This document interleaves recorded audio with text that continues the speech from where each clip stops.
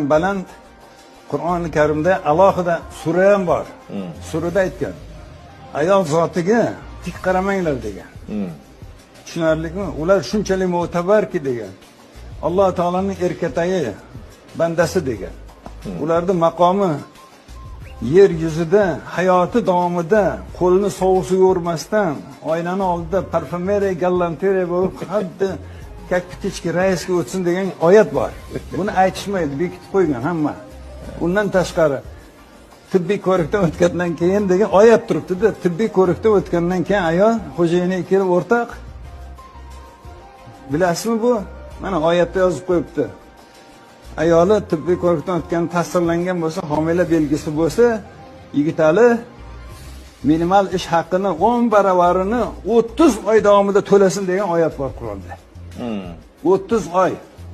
Chaqaloqli bo'lgandan keyin emizma